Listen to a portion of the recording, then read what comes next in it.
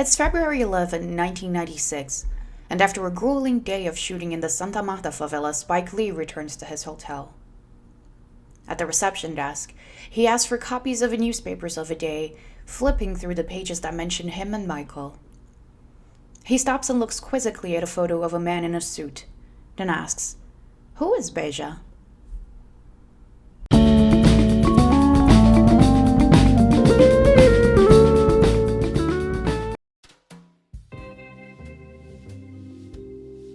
In the history of the making of a They Don't Care About Us music video, there are few characters as intriguing as attorney Jorge Beja.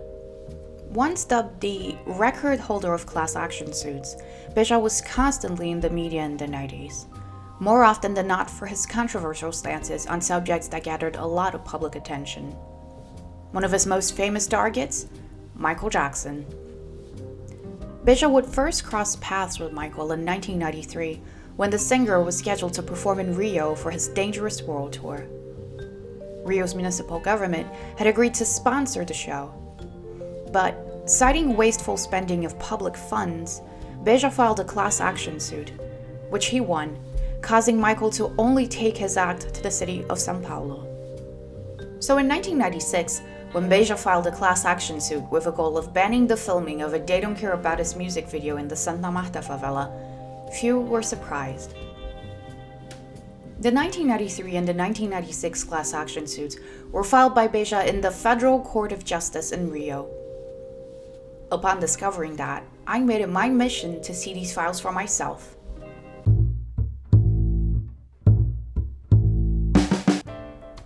Despite the fact that the 1993 and the 1996 files are public, I couldn't just walk into the courts and ask to see them. They have been long archived, which meant that, in order to unearth them, I'd have to take a few procedural steps, including paying a fee and having a lawyer make a formal request. With the help of a dear friend who's a lawyer, I took the steps, and on a hot day in April 2021, having been notified that the files were ready, we went to the courts to see them. I could barely contain my excitement. The courts were busy that day in spite of a pandemic. Although I wasn't filmed there myself, I didn't feel it was appropriate.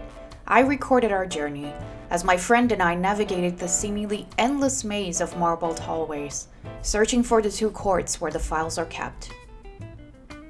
My excitement didn't last very long.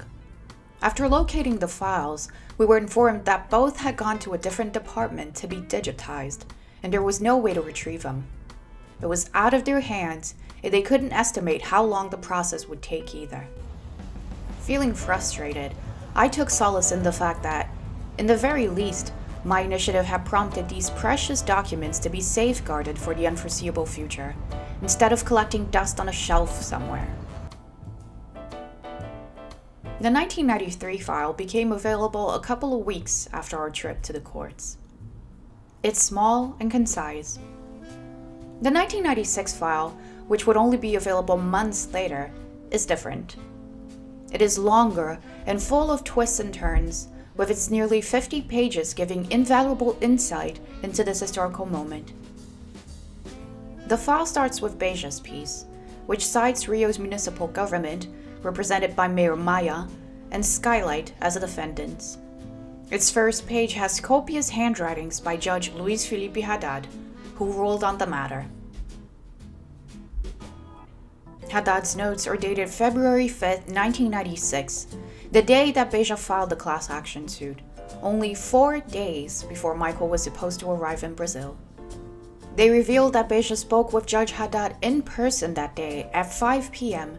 in face of the, quote, urgency of the matter. In his piece, Beja calls They Don't Care About Us a mumbo-jumbo about poverty and violence, citing Article 5th of the Brazilian Constitution as the basis for his argument that no artist is entitled to exploit other people's misery. Worse still, if the final purpose is to obtain profit for oneself, which is the goal of Jackson's endeavor. With the lawsuit, Beja aimed at suspending the permit that had already been given by Mayor Maya for the filming.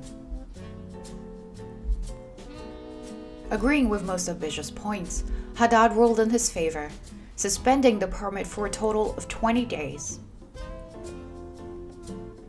As if things weren't difficult enough, behind the scenes another huge problem was brewing.